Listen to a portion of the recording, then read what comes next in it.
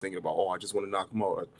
So the fact that he's only concerned about that, I think that's going to distract him from everything else that Usman's going to throw at him.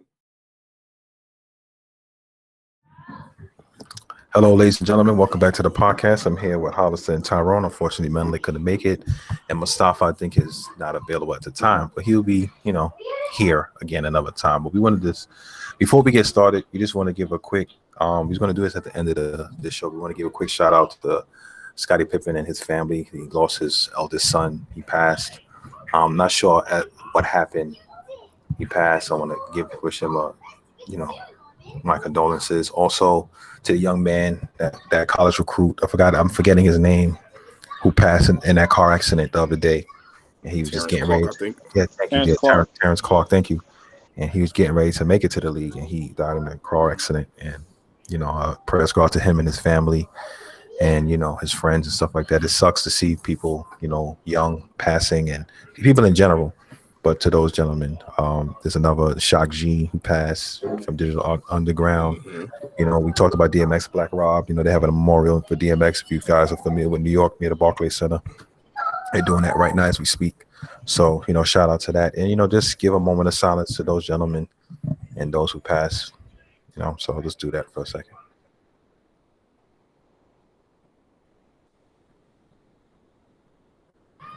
Okay, so moving along.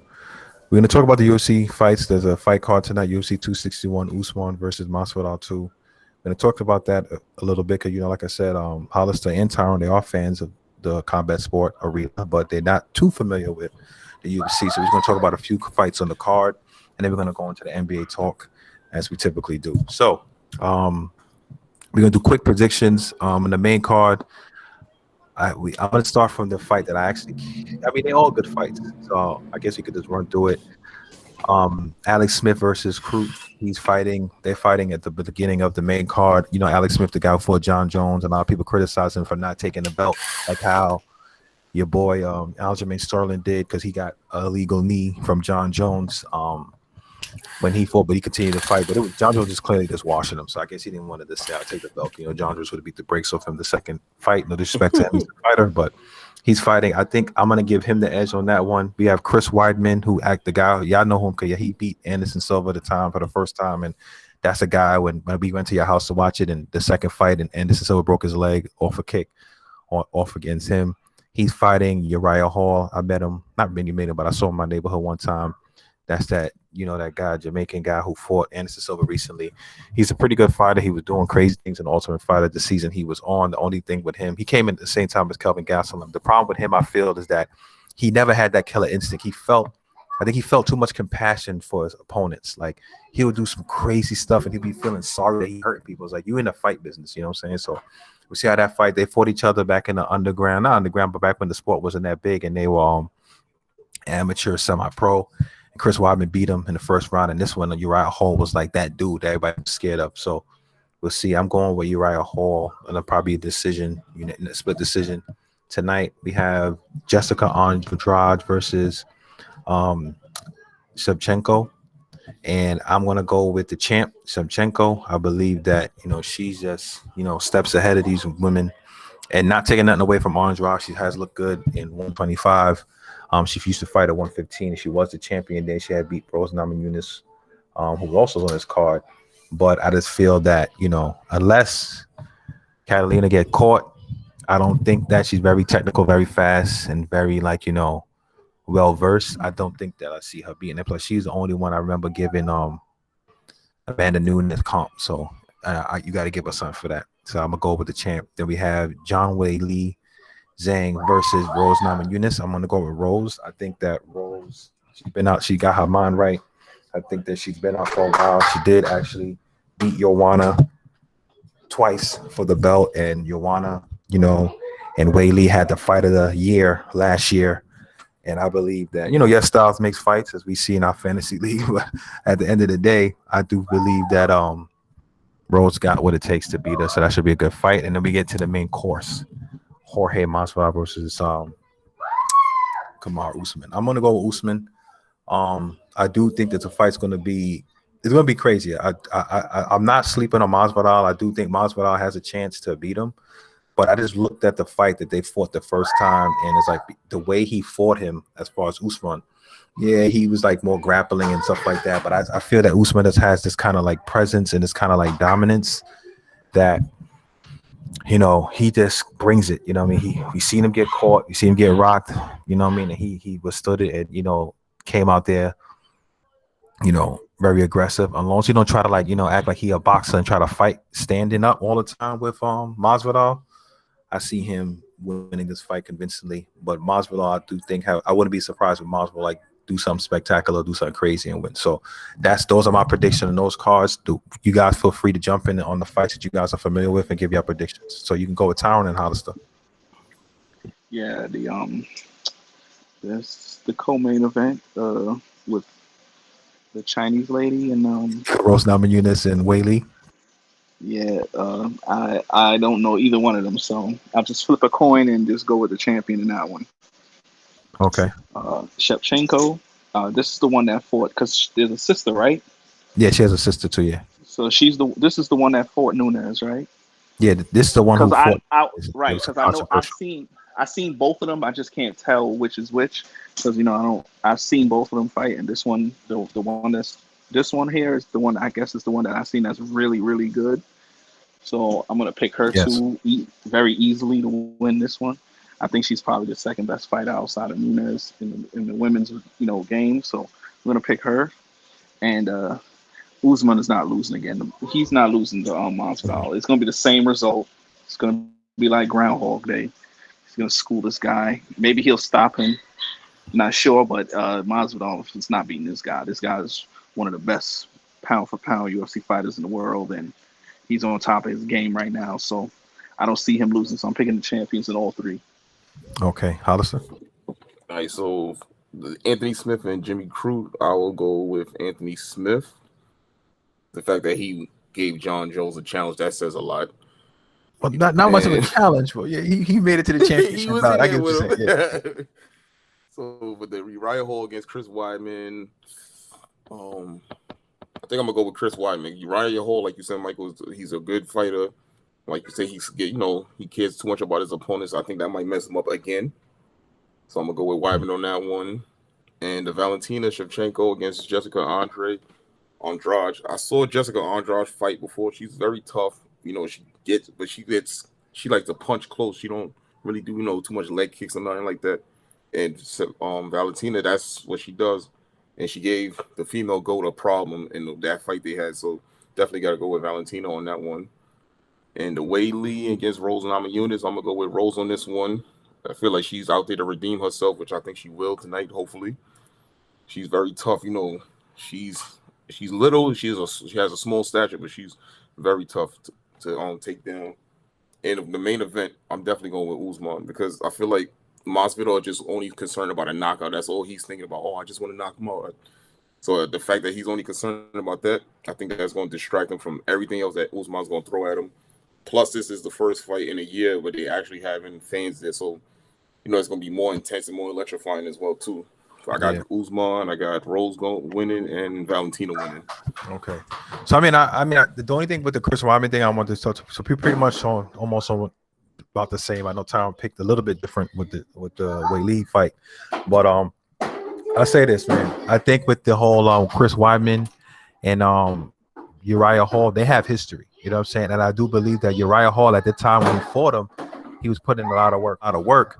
And then, you look at it from this perspective, it's like, yeah, he got knocked out. But like I said, in the MMA scene that was underground, especially both dudes were from New York, Weidman from Long Island and your boy Hall from Queens and stuff like that, representing Tiger Showman's at the time. He, was a guy that everybody was fearful of. And Chris Weidman came out there with heavy hands and wrestling, and he knocked him out. Now, I'm not hating on Chris Weidman. I do think he's a good fighter. Obviously, I had a bad taste in my mouth when he beat Anderson Silva, and I kind of felt that, this American kind of crap. Whatever. Even I'm American, too. But you get what I'm saying? Like, I didn't like some of the stuff he was doing, but he's a great fighter. I just feel that since he's been up and down. Now, sometimes people need a change of pace and a change of, scenery to get back their swag. So maybe that's what he's done. But I do remember that, when he was fighting, he was kind of up and down. After he lost his belt to Luke Rockhold, he wasn't really the same. He was fighting well, and then he got starched by freaking Yoel Romero. Then he fought and won another fight. Then he lost another fight. But he has been winning a couple of times. Same as Uriah Hall. Uriah Hall left New York and stopped training here and started training in Dallas with a different team to have a different, mindset to bring him out there. He didn't look that impressive against Anderson Silva because I guess he respected him too much, but he still won the fight. But my thing with Uriah Hall, and even Dana White and them said that because they was trying to push him like they thought he was going to win the Ultimate Fighter. Sometimes when it comes to these big moments, like he kind of falters. So he fought Paulo Costa back in the past. He was actually beating Paulo.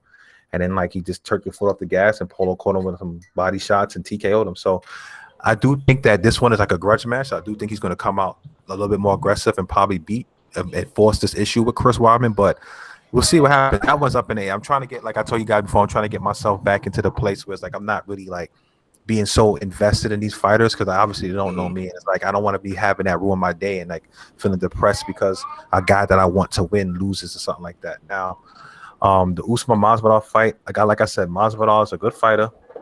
Usman gave him this break. I think Usman just wanted to, obviously get paid because Masvidal is a big draw, and also he wanted to kind of get that narrative out there because he took the fight in 6 days. I kind of agree with him on this front. It's like, yo, you can't say that about somebody. Yeah, he took the fight on 6 days, but at the same time, so did Usman. Yeah, he had a training camp and he was in better shape and he's more sharp. But it's like if I'm training specifically for an individual, you know what I'm saying? You coming in there in 6 days is like the same thing. And we both had to change up. He predominantly, trained for a guy who has heavy hands in Gilbert Burns, but a guy who's more of a grappler. Whereas Masvidal is a straight up street fighter, a guy who likes to throw hands and got good takedown defense and can scrap, but it's different. So to me, I felt that I do understand what he was saying. I guess he felt this fight is not that dangerous. He probably felt Masvidal's power. I look at it like they got a little bit of bad blood, a little bit of beef, and then plus, Usman pops. Y'all know the story. His father, pharmacist, got arrested, was in jail for a long time. Finally got out because they were able to figure out, something with the lawyers, and Usman being who he is and having the money now to get some good lawyers to get his father out. His father's finally been out for a while. His family's whole. His dad never been to an event. He's seen him fight on TV and in the prison, but he never seen him, in person. And Usman. I didn't want to bring my father to any fight. I want him to be there at the full experience because he was going to let him come to some of those fights when the arena is closed. I want him to feel the full magnitude. So I feel that it's more how it is when you fighting when you're doing something like this, say your girl there or your family there, you're going to play better. I remember one time I went to play basketball with my squad at Tyrone's job, and I'll actually play it a little bit better than I typically would have played because I was like, yo, my cousin here, I can't have him giving no negative reports about me getting washed or nothing like that. You know what I'm saying? Even though we won the game and I was putting in that work. But I say that to say, so that was the same mentality. So I'm thinking this fight's going to be interesting. I wouldn't be surprised if, Masvidal sneaks out something because he's very clever, very crafty. You know what I'm saying? And Usman get cocky and want to stand and bang or do something that some of those tendencies and not take him seriously, then yes. But I do believe that Usman is very tough mentally, and he's a very strong fighter and strong will. So I think this should be a good fight. So I'm looking forward to watching him this evening. At 10 o'clock, I'm going to watch it. So we'll see. I want to see Usman win too, so he go beat up Kobe Covington again. I'm sick of that guy. I'm sick of it too, but I don't even think Kobe Covington will get another shot. I think he was saying that he want activity, and it's messed up. He's right. It's why is it that the champion, right, is fighting more frequently than the other guys? So you have to look at it from the perspective Kobe lost to Usman, didn't fight nobody else. He didn't want to fight Leon Edwards. He didn't want to fight nobody else. And it's you can't be just kind of just waiting back because you just want to fight the champ. Actually Kobe did fight somebody. He fought Tyron Woodley and beat him. So, and Tyron Woodley got cut by the UFC. Well, he was coming, and now he's trying to bargain for a fight with Jake Paul. And I hope he gets it so he can knock Jake Paul out because Jake Paul and his team was talking a little bit too much crazy trash, but we'll see. But yeah, back to the Kobe thing. It's yo, bro, you got people got to fight. You got Leon Edwards, who I believe should be next for a title shot, especially if he beats Nate Diaz. You know what I mean? He was supposed to fight Tyron Woodley to get a title shot. Then the whole COVID thing happened. He couldn't fight for 2 years in London. He fought Bilal Muhammad. He was watching in the first round. Eye poke, and all of a sudden now he has to fight somebody else. So you'll see what happens. But it would be crazy if God, just say whatever in a weird universe, if Masvidal does win and Nate wins, their second fight instead of for a BMF belt will be for the actual 170-pound belt. That'd be crazy, and that would bring crazy numbers as far as money wise for the UFC. But those are two big orders for these guys to accomplish. I think Nate is a great fighter, very durable. But like people like Leon Edwards, the last person I think Leon Edwards lost to was Kamaru, and ever since then he had been on an 8 to 9 fight winning streak. So we'll see what happens. But I guess that's our UFC hour. With the KD thing. The top 5 thing. Yeah, you can start about. Let's fill the people in. All right, so Kevin Durant was on a podcast called $1 Million Worth of Game. It's Gilly the Kid's podcast, and Wallow, his cousin, is their podcast. So they had Kevin Durant as a guest. So they asked him who was his top 5 teammates that he ever played with. No particular order. He went down the list. He said Kyrie, James Harden, Clay, Steph, and he said Serge Ibaka. So they accepted. They were sitting there quiet. They was like, oh, they said they thought he would have said somebody else. And he said, he said who I forgot. And they said they thought he would say Russ. So excuse my language. He said, oh shit. He said he forgot Russ. So he said, all right, scratch that. He said he'll take Serge Ibaka off and put Russ there. And he said he'll put Clay at 5 and put Russ at 4. So now all the other media outlets is trying to start up a whole beef again with him and Westbrook, saying, oh, he didn't really like Westbrook. He left him off his top 5. Stephen A. Smith was chiming in on it. Max Kellerman, Shannon Sharp, Skip Bayless, all of them. I didn't watch what they say, but it seemed like he kind of forgot. And he's like, who did I forget? He's like, I forgot about Russ. But then he fixed it. He said he'll put Russ as his 4th favorite teammate that he ever played with. Okay, so what's your take on that? And then we go Tyron, and I'll go.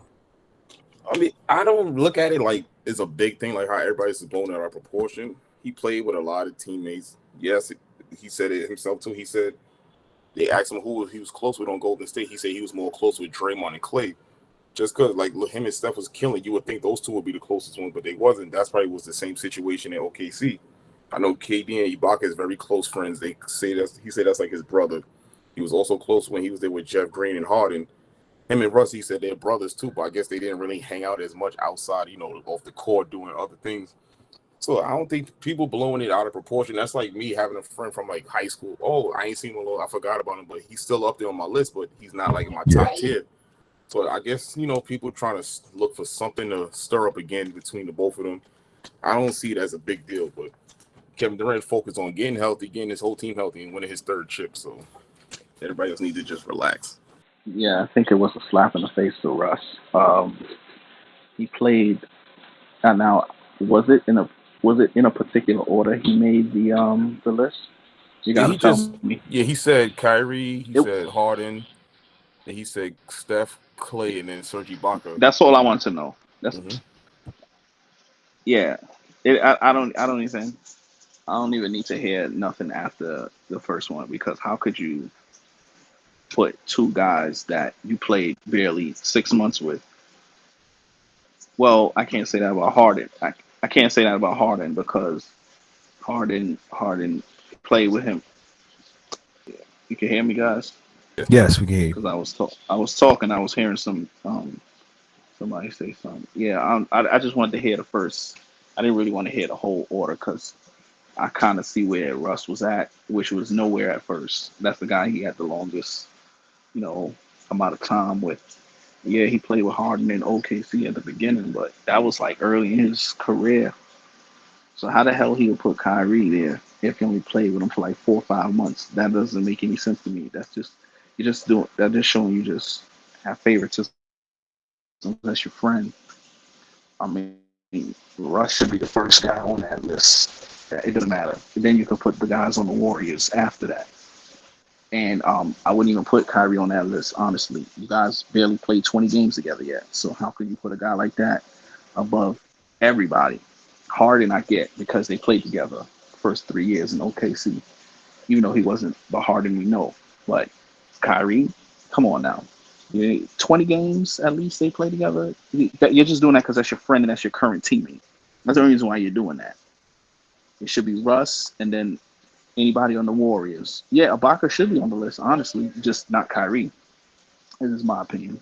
So yeah, man. I mean, look, I have to agree with Tyrone. I believe it's like a slap in the face to Russell Westbrook. I think that for so long, people have been trying to skate over the issue that he handled beef with Russ and stuff like that. I do think there's a slight beef there. I do think that even though Russ is a great teammate, a lot of people have rave reviews for him as a teammate. I do feel that the consensus is that KD felt that he was a guy that he couldn't win with. He was a guy that wasn't willing to make sacrifices in a certain kind of way, or, acquiesce to like KD being that alpha dog on the team. And I think that it's not like to say, if he just said, "Oh, I forgot Serge," that's one thing. But for him to say, "I forgot KD, I forgot Russ," that's another thing. I think how big of a player Russ is, and for Russell Westbrook to be, that big of a player, a former MVP, the guy getting triple doubles, is no way you forget about him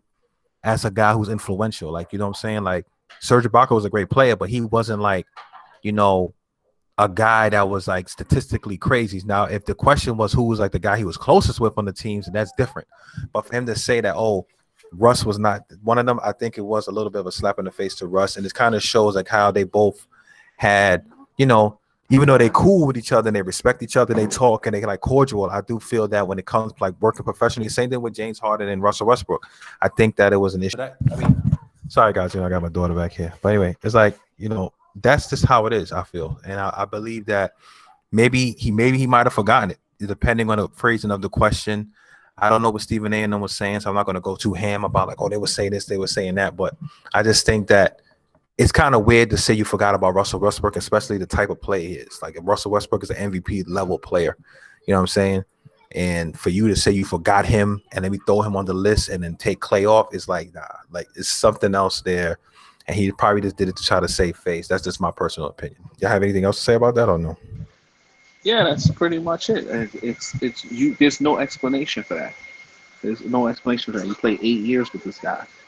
How could you put a guy that you played 3-4 months with on the list at number one and not even put him on there at all? It's just beyond me, man. I don't know what him.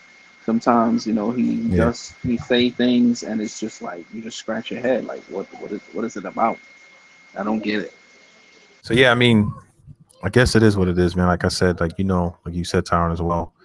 Like Russell Westbrook was a big player that you play with. I just felt that I think the style of play, not to say that he's not a good player. You know what I'm saying? Like a lot of people say that, when it comes to winning in a certain level, I don't feel that some players feel they can win. Just like how some people felt like, yo, Kobe is nice, but playing with Kobe requires a lot, and I can't really win with him. You know what I'm saying? So it all depends, But moving forward, there's a lot of other stuff going on in the NBA right now, as we already know. It's getting closer and closer to, the playoffs. But my thing is that a lot of these players, and I think we touched on it the last time we spoke, this being out and hurt stuff is really frustrating, man. It's getting to the point, where it's like when people start trying to compare these guys to our era from back in the day, I'm like, nah, you can't really say that. Like, the guys we used to watch growing up, even the games we used to watch growing up, was way better than it is now. And I just want to get you guys' opinion on this. Like, how do you guys feel the state of the league? Like, do y'all feel that,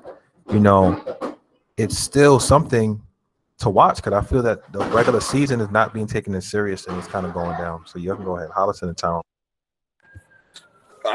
It's exciting to watch still, yes, but it's not as like entertaining like it used to be back in the day, because the players now is like, oh, you can't do this, like you can't foul nobody, or if you touch somebody, that's a whole foul. If you dunk on somebody, you make an emotion, you scream, which is natural for players. When you make an and one or dunk on somebody, the referees give you a technical. It's like you can't. They taking out. It's like the referees taking out the excitement out the whole game. So it's like when you watch it, it's like, all right, somebody dunk on somebody, they just got to keep it going. They can't, go too crazy, because the refs, every little thing now the refs do is a technical foul, or they ejecting somebody. It's like, it's fun to watch, but it's not exciting like back in the day, like it used to be. And every minute when you want to watch a primetime game, you don't know who's going to be playing, because these guys might be out for load management. Like that time we went to the Spurs game in Brooklyn, we was all excited, hoping we see Tim Duncan a few minutes before tip-off. They said Tim Duncan is not playing. Exactly. So it's like, all right, you don't know what to expect.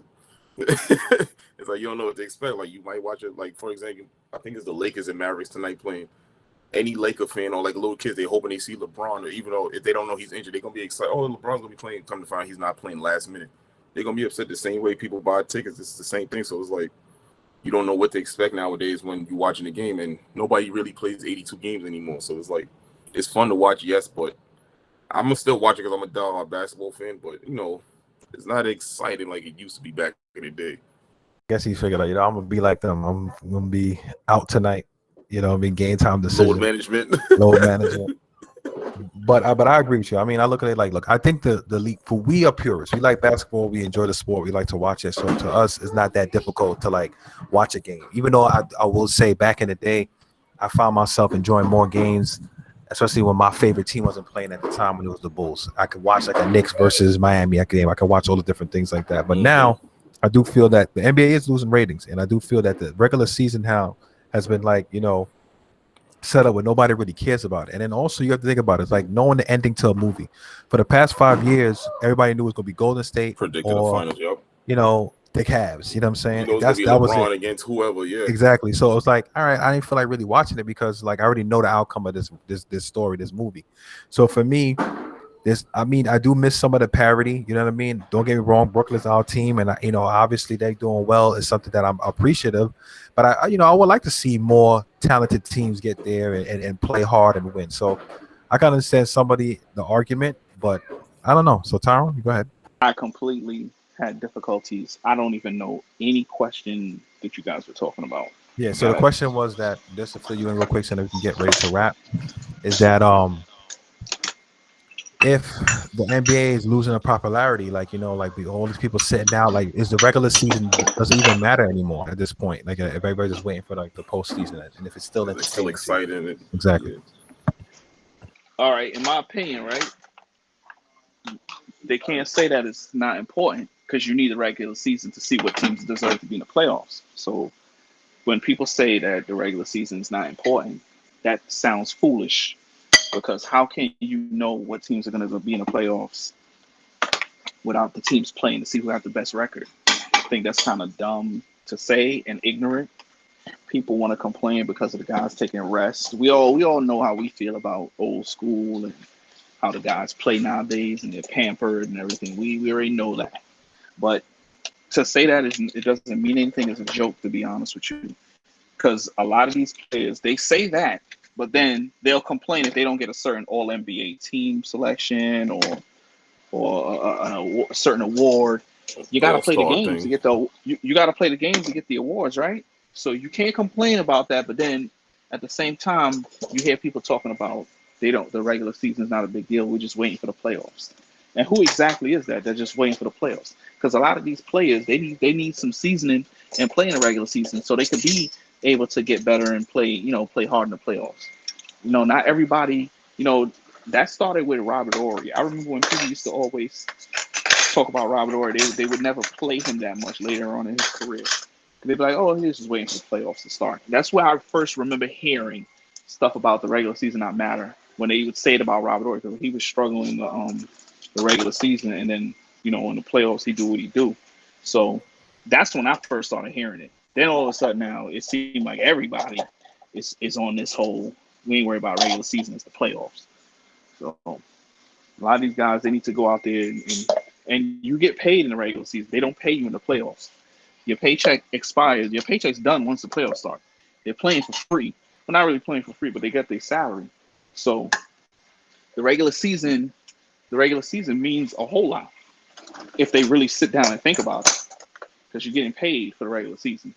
Playoffs is just a reward. Win championship and everything. I think these players, and I didn't really hear them. I've never really heard a player say it per se. It's more like you'll hear like people on TV and everything say, "Oh, the regular season doesn't mean anything." I never really heard a player say that, so I'm not going to really get on the players and say that they're the ones saying it. But in my opinion, I think that the regular season means a lot. Now, is it getting less is it getting boring to see some of this stuff going on? Yeah, because guys are sitting out. It's not fun to see guys sitting out, especially if you buy a ticket to a game and the guys sit out the game. So we have to understand that as much as we don't like it, this is what these people are going to do nowadays, and it's going to get worse. It's going to get to the point. I don't know. To be honest with you, it's going to get to the point where these guys might want to play half a season now. You might just play every other game. Guys might be playing 41 games a year now the way this is going, this is not going to stop, and it looks like it'll get worse if you ask me. Yeah, I agree. I mean, that's the thing that I'm concerned about too, because what happens is that there's already talks about the season being shortened. There's a lot of guys complaining about the length of games and how many games they're playing and all sorts of stuff like that. And to me, I feel it's kind of But ridiculous what before you because go ahead. sorry to cut you off, but that whole cut in the regular season now, the owners would never go for that. That's revenue they're gonna lose. They'll No, never cut the games. I agree with But you, I know and I know what I you're believe I you, know what you're saying. I know but what you're I'm saying. just That's saying that probably the what they're trying to players complain.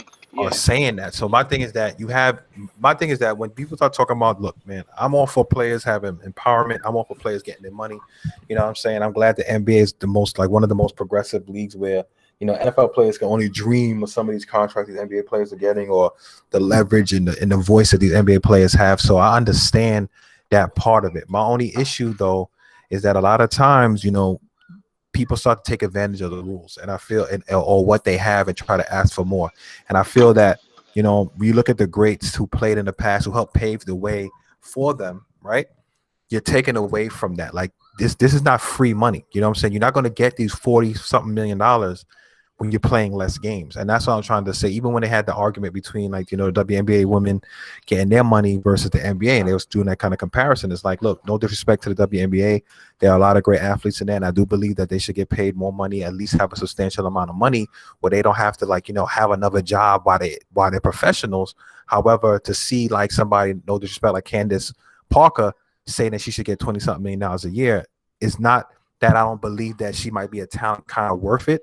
Their product doesn't generate that revenue, so that's why they're not getting the money. So where's the money going to come from? You can't take it off the back of the NBA and then say, "Oh, we're going to take the money that the NBA players are bringing in and give you guys the money just to make it equal." Like that's why I feel that there's a little discrepancy there. I do feel that I know I'm going on a slight tangent, but I do feel they should find a way to try to make it more profitable for the women's athletes. So I hope that they do figure that out. But I say all that to say is that if these NBA players decide, like, I don't want to play these games, I'm going to sit out these games, and these crazy TV deals, if I'm like ESPN, I'm like, yo, I'm not paying y'all all this money when I don't. It's not a guarantee that LeBron or Zion might play on this national televised game, and I'm losing revenue because nobody want to watch the game because it's a freaking bench warmers or bench squad playing and Zion not playing unless he's legitimately hurt. Nobody wants that. So it's like, I feel that this generation, especially coming up, is a sense of entitlement. You know what I'm saying? Whereas, yes, it was a little bit more difficult for like Jordan era and the guys in those days, but they were more incentivized. They played the game because they loved the game, and they had the incentive was like, I'm killing. Now you pay more money. Now you got guys who ride the bench getting paid like millions of dollars, and they're not even getting no burn. And they just there. You know what I'm saying? And it's like, to me, I feel that's where it's a very slippery slope. And to your point, Tyrone, is that if these players keep going on and on and on and on about this thing, like I wouldn't be surprised if NBA trying to find many different ways to try to change up the foundation of this game and the foundation of like this sport, just to accommodate not only the players but make it more entertaining for people to watch. Like when they talk about we don't have a 4-point line, like all that stuff. Like this is not like a circus game. Like when you start adding like little things like that, it's a 4-point line, or you shoot from half court, that's a 5-point. You know what I mean? To me, then it becomes like some kind of like freaking Wipeout, American Ninja Warrior type of game where it's like some freaking American Gladiator type joint where it's not like a real sport anymore. So I don't know. I just feel that, the lack of parity, these players being a little bit softer than how they were back in the day. And, a lot of them feel like they don't want to play because they're tired. I feel that it's kind of messed up, and hopefully they can get it together because I don't see it getting any better down the line. Like, some of these all-star games are trash. Like, there's a lot of stuff that's hurting the league, and it's only but. Go ahead. I know a lot of them was crying about the back-to-backs, especially when they was like, oh, the back-to-backs, and then they got to travel here and there. It was like, y'all have luxury planes. As soon as y'all get off the plane, y'all go right to the boat, jump on the bus, go right to the hotel. So it's like, this is part of your job, and it's like, you're doing this for the money. Yes, you're getting paid millions of dollars. It's like, what more you want them to do? Y'all want to play one game every week or something? Y'all want to have a 16-game season or something? Like, come on. I'm tired of hearing them crying about back-to-backs, okay? I'm tired of hearing the back-to-back stuff. So, I mean, listen, I get it. You don't want to play back-to-back. How about they could make it more convenient where the back-to-backs are like 2 teams in California or two back-to-back home 2 teams games in New or something York, like and that. yeah. Don't Like, do the back-to-backs where they're going from they gotta travel Philly far. to Atlanta. We're going from Philly to Atlanta. I get it. You don't want to do that. I get it. But come on, like you can have a couple. I mean, it's been going on for like forever. Now all of a sudden, they're crying. And Michael, I gotta ask you a question, right? Right. If you know how you were saying you're happy that the players they you know they have a lot of say so and things and in the NBA and unlike other sports. Yeah. Maybe that's the problem. Maybe that's the problem. They're being spoiled, and every time there's a complaint, they do something about it, and Yeah. or they allow to. Because now you got not only just tanking going on, you have this whole thing where they're going to the tanking, and then they have people the whole they don't want to play back to back, so the regular season doesn't mean that much. They want to cut the games. There's too many games. I mean, we're at some point, are we giving them too much leeway? Do you think that? Because that's what I'm starting to believe. It's funny you mention that. Go ahead. No, I'm done with it. Yeah, go ahead. Now it's funny you mention that because that's what I was going to say. Is a caveat to that. Like my thing is this: like it's a partnership, right? It's a business. At the end of the day, the owners they provide the facility, they provide the staff, but the people that bring the money are the players. I never said like, yo, okay, I want to go see Dallas play. I want to go see Mark Cuban. I don't care about him. You know what I'm saying? I want to see Luca. I want to see KP, Tim Hardaway Jr. I want to see those guys play, right? So my thing is that it's a partnership, right? So yes, you provide the team, you provide the organization. I bring my skill set. You paying me to bring people to put butts in the seat. So it's a hand-in-hand type of thing. And I do feel that most sports should treat it that way. You know what I'm saying? Like the NFL, I think it's like what? I forgot how much the split is, but I think the NFL, like the owners get the bulk of the money and the players get what they get. No, I get what you're saying when it comes to the money. Yeah, that's what I'm saying. But you see how you brought up, I pay them because they're the ones that put the butts in the seats, blah, blah, blah. Yeah. Well, shouldn't it be their obligation to play for those butts in the seats that they put in? No, that's I agree with you. And that's what I'm getting to now. Like my thing is this, right? I feel that is something that these players have to really look inside and answer that question. It's like, look, we pay our hard-earned money to buy jerseys, buy sneakers, watch the games, go to the arena, and support these athletes. Like, look, we Hollis and I, and you know, Menelik and stuff like that. We Brooklyn fans. We like Brooklyn, right? I'm pretty sure I had Brooklyn socks. I'm pretty sure Hollis got some Brooklyn gear. Menelik has some Brooklyn gear. I'm pretty sure we were able to go to the game and we felt more comfortable. We'd have bought tickets to watch the game if we had the money and all this other stuff like that. We pretty sure gonna be at the parade when they win the championship, right? Damn right. That's all part of it. But to me, I look at it where it's like these guys, they gotta make this, you know, they have to make this effort. Like, you know what? I have to understand that I am part of this business and I have a contract. It's like my job. Like, this is your job. Like, when we go to work, I can't just say, you know what, I don't feel like going to work just for the heck of it. You know what I'm saying? I have to go there and it's like, you know what, this is my job. I have to do my job. Yes, you have days off. You have certain times in it, but at the end of the day, it's my job. And these guys, they're not looking at it from that perspective. It's like they have the luxury to be like, you know what, I don't have to, or I'll take this time and I do when I feel like it. And it's like that comes with a certain level of responsibility. If you do that, then your money going to dry up too. Like the money comes with that as well. You know what I'm saying? One more thing too. Right. And they have to look at themselves in the mirror and wonder why, you know, this stuff, you know, why people complain. And they have this attitude where they're like, well, we're the ones out there playing. Like, that's how some of them really think. And you got to know, NBA players are looked upon. They're looked up to by a lot of people, especially the college. Like, I see it now going on in college, not the rest per se, but now where they feel privileged.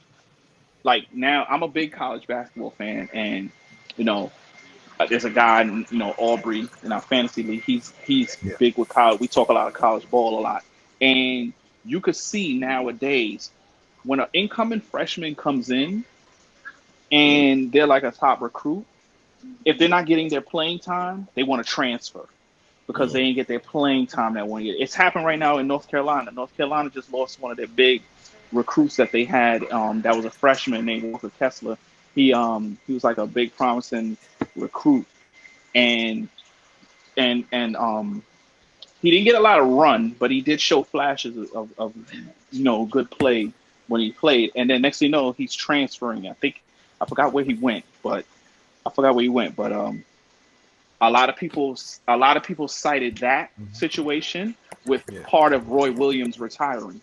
Like him, he was probably had enough of like these players and these people. When they get upset, they're not playing a certain amount of minutes. They want to transfer, and Roy Williams is an old school guy, and they're not used to that. So I guess they were saying, well, maybe the college game is past him now, and it's not the way it used to be.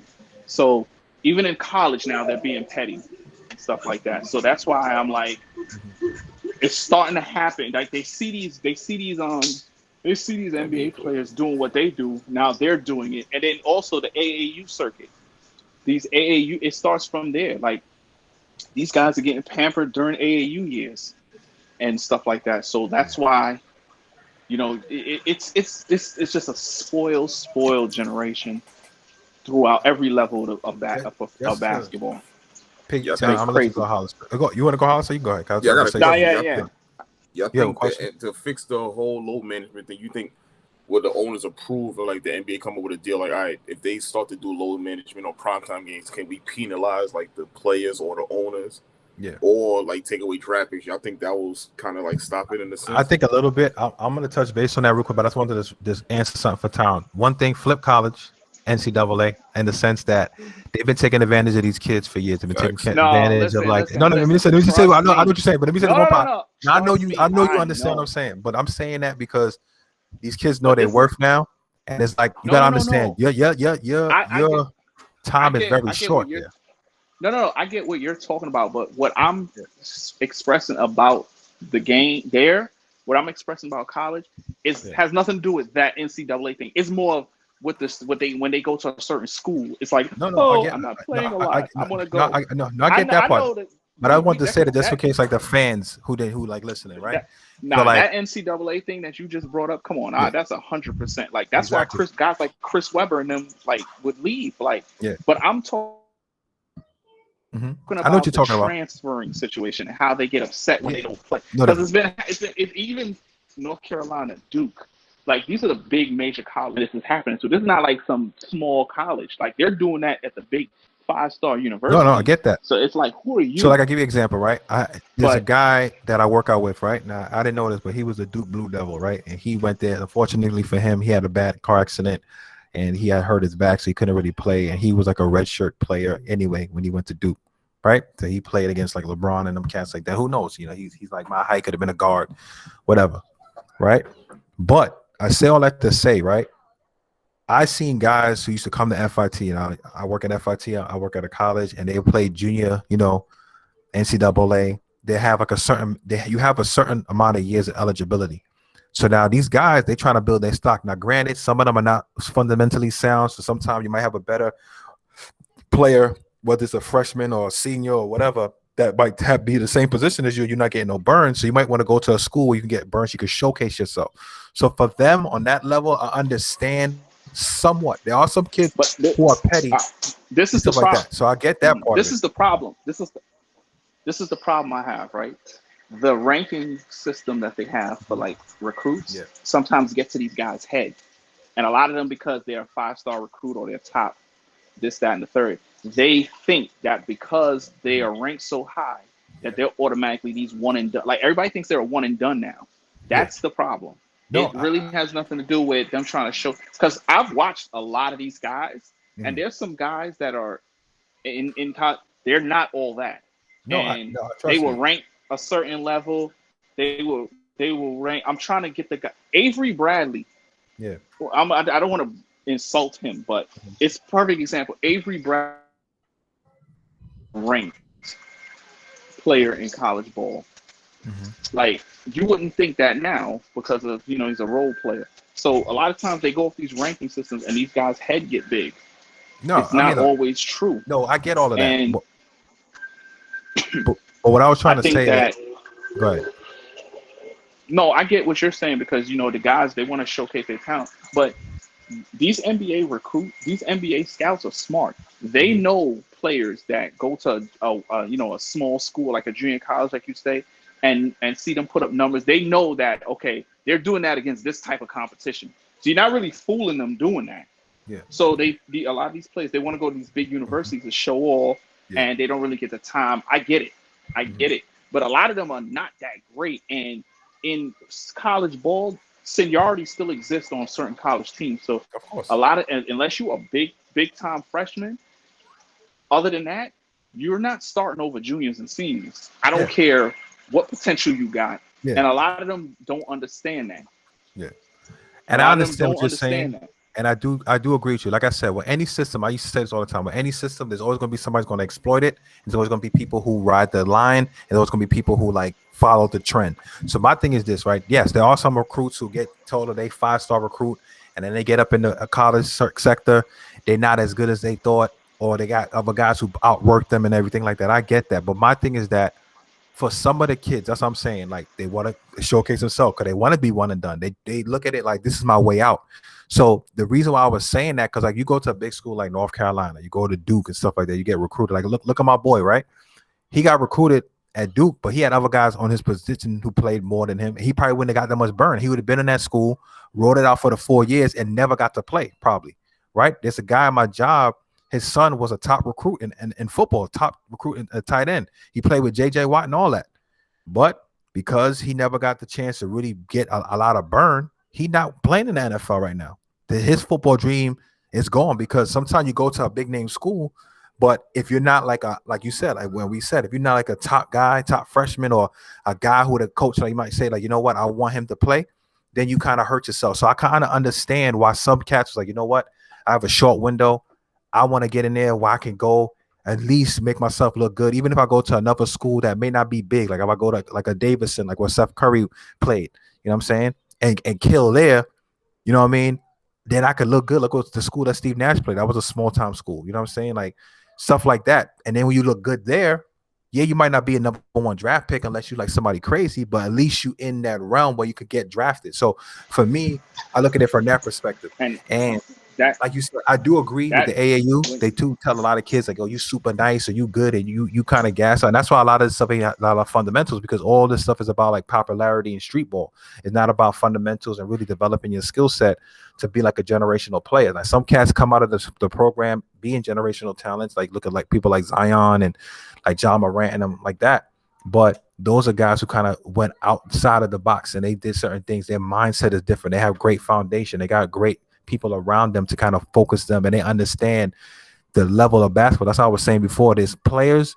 The reason why I respect people like Michael and LeBron and Kobe, they understood that look, even though it's my job, I want legacy. I want longevity. I want to be the best. So they invest in their craft. Whereas these other players, they just happy to be there. They get paid. They don't care if they're winning or not. They know they're getting their money. They can play basketball. They don't really take it as serious, which is why a lot of them are not great. They just good players. So I get what you're saying. I just feel that there's a little balance that they have to figure out, and I do agree with you, Hollister. I think the NBA has done that. They have like find like the Spurs and stuff like that, and different things like that for players who sat down when they're not actually hurt. Now, if you hurt, you hurt.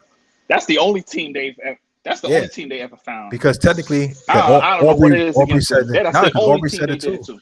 Aubrey was like, look how he kind of blamed Popovich for this whole phenomenon because he was the first like guy to start doing that with his aging vets. Now I kind of get it when it's closer to the end of And the season. I'm about to defend But Pop on that one. yeah, You like for you heard me, you heard what you just said? yeah, The aging no, vets. and that's Like my when I see point. Bam Go ahead. Adebayo, who's 22 years old taking Mhm. rest, that's what bothers me. I Yeah, don't mind the veterans, even though I still don't think they should. I mhm. don't mind the veterans. See, Pop was doing it to the veterans. He was doing it to Parker, Ginobili, Duncan. Yeah, That's okay. But when you're sitting Bam Adebayo, when you're sitting, a Christian Wood like tonight, the Rockets are sitting Christian Wood and guys like that. John Wall, I get he's been coming off injuries, so his first full season back, I get the John Wall thing. But when there's certain guys that are not even 25 years old taking rest, that's my problem. No, I get that 100%, and that's my point. My point is that look, no player. That's how I respect James Harden. That's how I really believe he hurt, because James Harden was hooping regardless. He like a hooper. He like me. Like when I was playing ball, even if my knee was Russell bothering Westbrook me. also. Russell Westbrook also. If my knee was bothering me, if I can run around a little bit and it's not like debilitated where I can't move, I'm playing. And I'm on a smaller scale. Like, I'm not even playing as many games with these guys to the level they play.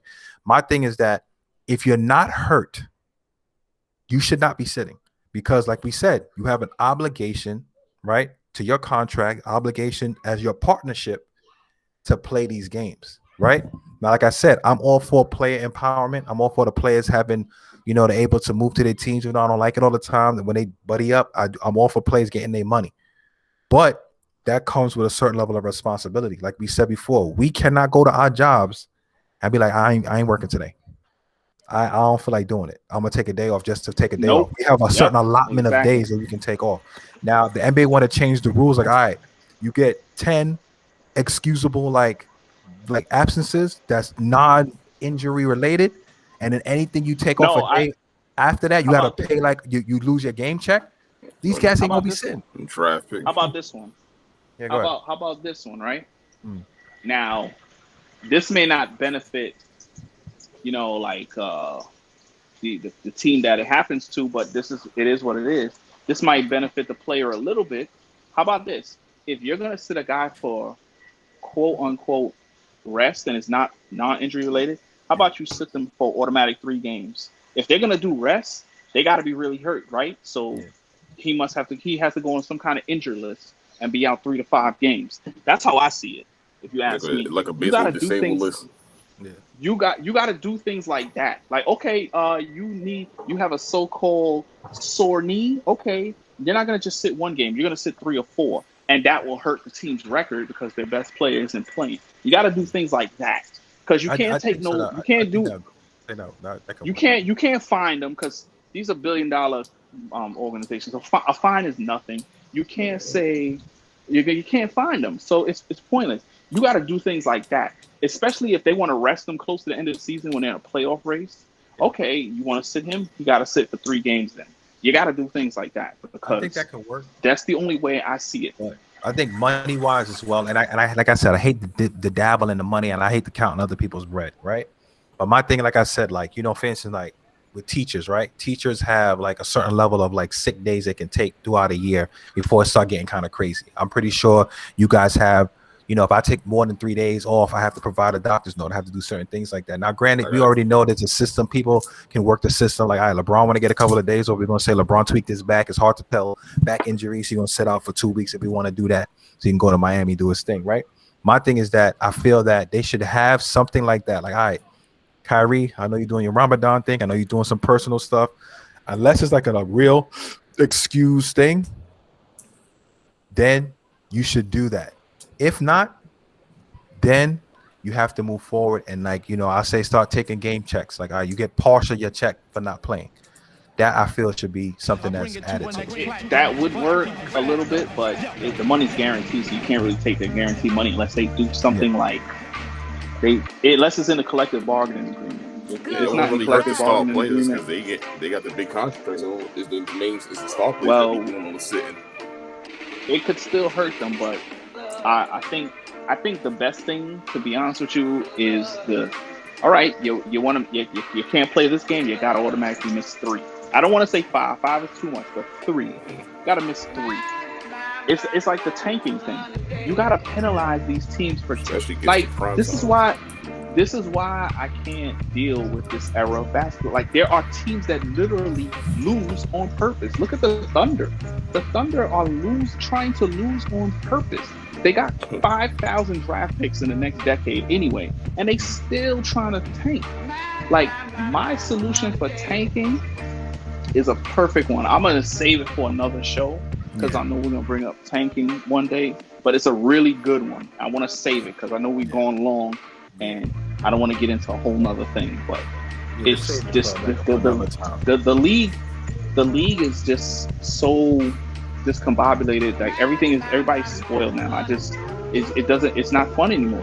Like, you have to sit there. Oh, let me watch it. Oh, there's a couple of games on tonight. Well, I hope this one plays. Well, we'll see what happens. But like you said, we kind of ran over time, but we'll take care of that another time. But yeah, man, this was a good one, and we'll keep it moving. Next time we'll talk about tanking. We have a debate with the KD, Larry Bird scenario, so we'll see. But I want to thank you guys again for coming through Town and Hollister. I want to thank you guys again for listening to the podcast and checking us out. Please like, comment, share, and subscribe to the channel. Please let us know how we can make it better. Please comment, give us some feedback. Just stay blessed. More power to you guys. Enjoy the rest of your weekend, and God bless.